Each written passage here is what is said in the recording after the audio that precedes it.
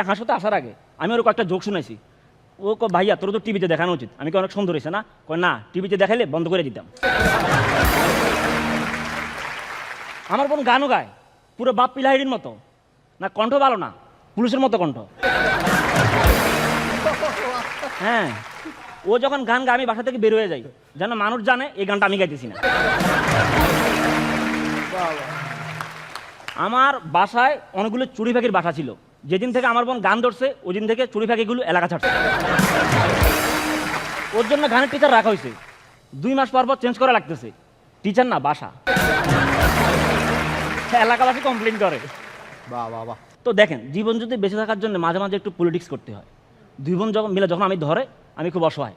তো একদিন কী করলাম, ওরা 2 বোনের সেম কালারের 2টা লিপস্টিক আছে, আমি একটা লুকাই ফেলছি।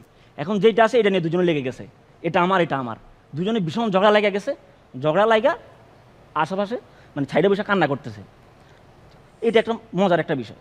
কান্না যখন করে না তখন আমার খুব ভালো লাগে। এই জায়গায় তাদের দুজনের একটা মিল, দুজনে কান্না করতে পারে অনেক।